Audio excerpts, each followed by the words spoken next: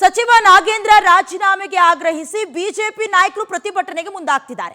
ಶಾಸಕರ ಭವನದಲ್ಲಿರೋ ಮಹರ್ಷಿ ವಾಲ್ಮೀಕಿ ಪ್ರತಿಮೆಯ ಎದುರುಗಡೆಗೆ ಬಿಜೆಪಿ ನಾಯಕರು ಪ್ರೊಟೆಸ್ಟ್ ಮಾಡೋದಕ್ಕೂ ಮುಂದಾಗ್ತಿದ್ದಾರೆ. ರಾಜೀನಾಮೆಯನ್ನ ಕೊಡ್ಲೇಬೇಕು ಅನ್ನೋದಾಗಿ ಪಟ್ಟು ಹಿಡಿದಿರೋದು ನಾವು ಗಮನಿಸ್ತಾ ಇದ್ದೀವಿ. ಸಚಿವ ಸಂಪುಟ ಆದಾಗಿನಿಂದಲೂ ಸದ್ಯ ಕಪ್ಪು ಟಿ ಶರ್ಟ್ ಧರಿಸಿ ವಿಪಕ್ಷ ನಾಯಕ ಆರ್ ಅಶೋಕ್ ನೇತೃತ್ವದಲ್ಲಿ ಪ್ರತಿಭಟನೆ ಆಗ್ತಾ ಇದೆ. ಪ್ರತಿಭಟನೆಯ ಬಳಿಕ ವಿಧಾನಸೌಧಕ್ಕೆ ಶಾಸಕರು ಪಾದಯಾತ್ರೆ ನಡೆಸ್ತಾರೆ. ದಲಿತರ ಹಣ ಎಲ್ಲೋಯ್ತು, ರಾಹುಲ್ ಗಾಂಧಿ ಮನೆಗೋಯ್ತು ಅಂತ ವ್ಯಂಗ್ಯ ಘೋಷಗಳನ್ನ ಕೂಗೋದ್ರ ಮೂಲಕ ರಾಜೀನಾಮೆಯನ್ನ ಕೊಡ್ಲೇಬೇಕು ಅಂತ ಈ ಹಿಂದಿನಿಂದಲೂ ಕೂಡ ಪ್ರತಿಭಟನೆ ಆಗ್ತಾನೆ ಇದೆ. ನಾಗೇಂದ್ರ ಅವರನ್ನ ಸಚಿವ ಸ್ಥಾನಕ್ಕೆ ಯಾವ ಆಧಾರದ ಮೇಲೆ ನೀವು ಆಯ್ಕೆ ಮಾಡಿಕೊಂಡ್ರಿ? ಹೈಕಮಾಂಡ್ಗೆ ಹೋಗಬೇಕಾದ ಹಣ ಹೋಗಿದೆ.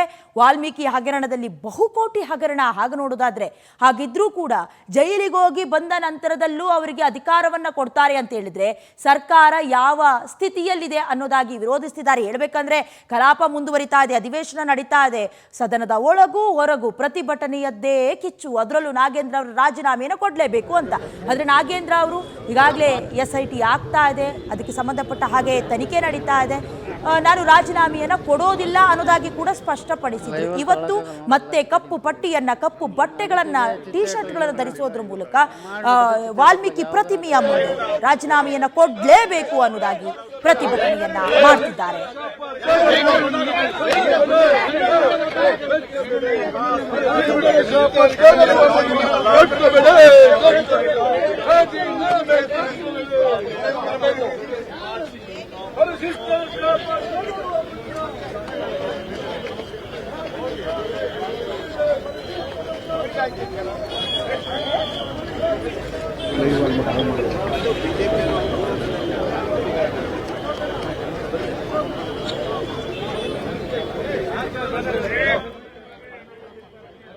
ನಾಯಕರು ಸೇರಿ ಹೇಳ್ಬೇಕಂದ್ರೆ ಮೈತ್ರಿ ನಾಯಕರುಗಳು ಕೂಡ ರಾಜೀನಾಮೆಯನ್ನ ಕೊಡಲೇಬೇಕು ಅನ್ನೋದಾಗಿ ಪಟ್ಟು ಹಿಡಿದಿದ್ರು. ಒಂದು ಕಡೆ ಕಾಂಗ್ರೆಸ್ ಪ್ರತಿಭಟನೆಯನ್ನ ಗಮನಿಸ್ತಾ ಇದ್ರಿ, ಇದು ಹುರುಳಿಲ್ಲದ ಪ್ರತಿಭಟನೆ ಅನ್ನೋದಾಗಿ, ಜೊತೆಗೆ ರಾಜೀನಾಮೆಯನ್ನ ಕೊಡೋದಕ್ಕೆ ಆಗೋದಿಲ್ಲ ಅಂತ.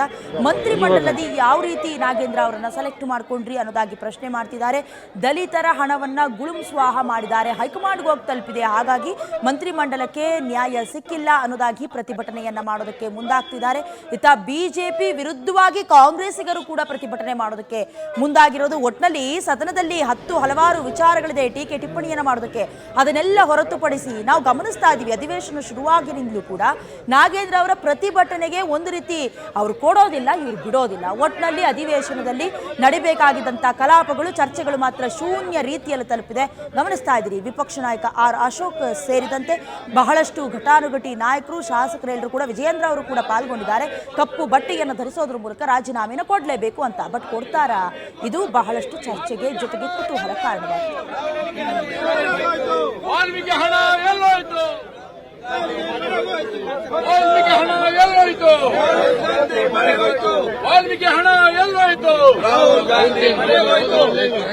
ಕಳಂಕಿತ ಸಚಿವ ನಾಗೇಂದ್ರನ್ನ ವಜಾ ಮಾಡಿ, ವಜಾ ಮಾಡಿ. ಕಳಂಕಿತ ಸಚಿವ ನಾಗೇಂದ್ರನ್ನ ವಜಾ ಮಾಡಿ, ವಜಾ ಮಾಡಿ. ಕಳಂಕಿತ ಸಚಿವ ನಾಗೇಂದ್ರನ್ನ ವಜಾ ಮಾಡಿ, ವಜಾ ಮಾಡಿ. ಕಳಂಕಿತ ಸಚಿವ ಕಳಂಕಿತ ಸಚಿವ ನಾಗೇಂದ್ರನ್ನ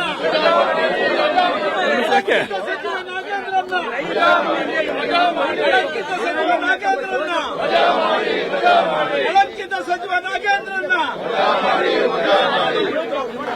ಕೊಡಲೇಬೇಕು, ಕೊಡಲೇಬೇಕು, ರಾಜೀನಾಮೆ ಕೊಡಲೇಬೇಕು, ಕೊಡಲೇಬೇಕು, ಕೊಡಲೇಬೇಕು, ರಾಜೀನಾಮೆ ಕೊಡಲೇಬೇಕು, ಕೊಡಲೇಬೇಕು, ಕೊಡಲೇಬೇಕು, ರಾಜೀನಾಮೆ ಕೊಡಲೇಬೇಕು. ಡಿಕೆಶಿ ಸರ್ಕಾರ, ಡಿಕೆಶಿ ಸರ್ಕಾರ, ಡಿಕೆಶಿ ಸರ್ಕಾರ, ಡಿಕೆಶಿ ಸರ್ಕಾರ, ಡಿಕೆಶಿ ಸರ್ಕಾರ, ಡಿಕೆಶಿ ಸರ್ಕಾರ. ದಲಿತರ ಕಾಂಗ್ರೆಸ್ ಪಕ್ಷಕ್ಕೆ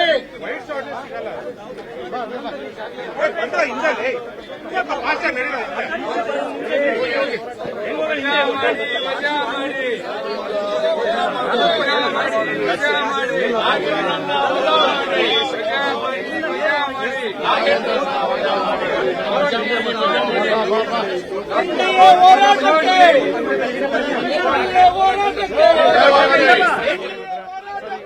ನಾಗೇಂದ್ರ ಅವ್ರ ಮೇಲೆ ಗಂಭೀರ ಹೋರಾಟಕ್ಕೆ ಕಳಂಕ ಸಚಿವ ನಾಗೇಂದ್ರನ್ನ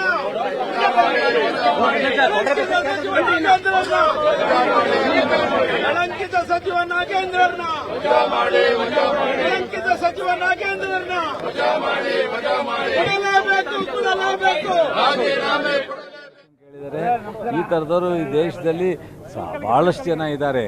ಆದರೆ ಬಂದು ಚರ್ಚೆ ಮಾಡಿ ನಾವು ಹೇಳ್ತಾ ಇದ್ದೀವಿ.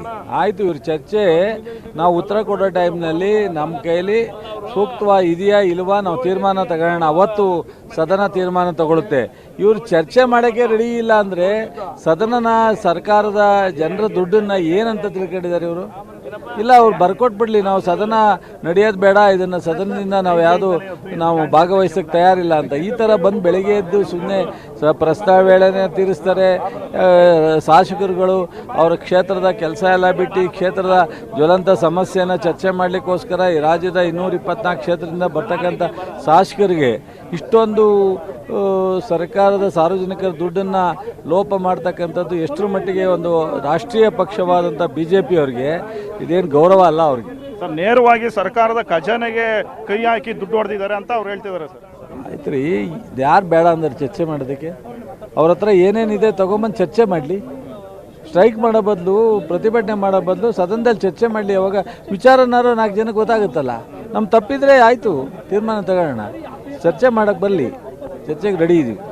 ಸೊ ಅಶೋಕ್ ಪಠಾಣ್ ಅವರು ಇದ್ದಾರೆ ಸರ್. ಈಗ ರಾಜ್ಯದಲ್ಲಿ ಜ್ವಲಂತ ಸಮಸ್ಯೆಗಳಿದೆ ಸರ್. ಬರಗಾಲ ಇದೆ, ನೀರಾವರಿ ವಿಚಾರಗಳ ಬಗ್ಗೆ ಪ್ರಸ್ತಾಪ ಮಾಡಬೇಕು. JDSನವರು ಬಿಡದಿ ಟೌನ್ಶಿಪ್ ಬಗ್ಗೆ ಪ್ರಸ್ತಾಪ ಮಾಡಬೇಕು ಅಂತಿದ್ದಾರೆ. ಇಂಥ ಜ್ವಲಂತ ಸಮಸ್ಯೆಗಳ ಬಗ್ಗೆ ಚರ್ಚೆ ಆಗ್ತಾ ಇಲ್ಲ.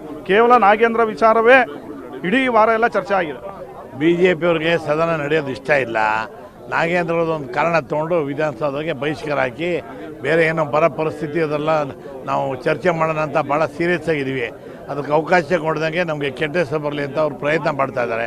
ಆದರೆ ಜನ ಎಲ್ಲ ನೋಡ್ತಾ ಇದ್ದಾರೆ, ಯಾವುದಕ್ಕೋಸ್ಕರ ಇವ್ರು ಸ್ಟ್ರೈಕ್ ಮಾಡ್ತಾ ಇದ್ದಾರೆ, ಯಾವುದಕ್ಕೋಸ್ಕರ ಮಾತಾಡಬೇಕು ಅಂತ ಅವರು ಜನ ನೋಡ್ತಾ ಇದ್ದಾರೆ. ಮುಂದಿನ ಚುನಾವಣೆಗಳಿಗೂ ಅಷ್ಟೇ ಜನ ಅವ್ರಿಗೆ ಸರಿಯಾಗಿ ಬುದ್ಧಿ ಕಲಿಸ್ತಾರೆ. ಈಗ ಸದನ ಅವ್ರು ನಡೆಯೋದಕ್ಕೆ ಬಿಡಲ್ಲ ಅಂತ ಹೇಳ್ತಿದ್ದಾರೆ ಸರ್. ಹಾಗಾದ್ರೆ ಏನು ಸದನ ಏನು ಮುಂದಕ್ಕೆ ಅನಿರ್ದಿಷ್ಟಕ್ಕೆ ಮುಂದೂಡಿಕೆ ಮಾಡ್ತಾರ ಸರ್ಕಾರ, ಹೇಗೆ ಸರ್? ಸದನ ನಡೀಲಿ, ಒಳ್ಳೆ ಚರ್ಚೆ ಆಗಲಿ, ಎಲ್ಲ ರೈತರಿಗೆಲ್ಲ ಅನುಕೂಲ ಆಗಲಿ, ಬರ ಪರಿಹಾರಕ್ಕೋಸ್ಕರ ಏನು ಪರ್ಯಾಯ ವ್ಯವಸ್ಥೆ ಮಾಡಬೇಕು ಅಂತ ಹೇಳಿ ಅದ್ರ ಬಗ್ಗೆ ಚರ್ಚೆ ಮಾಡೋಣ ಅಂತ ನಾವು ವಿಧಾನಸಭೆ ಕರೆದ್ರೆ ಇವ್ರು ಬರೀ ನಾಗೇಂದ್ರ ವಿಚಾರ ಇಟ್ಕೊಂಡು ಇದು ಮುಷ್ಕರ ಓಡ್ತಾ ಇದ್ದಾರೆ. ಇದು ಪ್ಯೂರ್ಲಿ ರಾಜಕೀಯ ಮಾಡ್ತಾ ಇದ್ದಾರೆ. ಇದನ್ನು ದಯವಿಟ್ಟು ಖಂಡಿಸ್ತೀವಿ ನಾವು.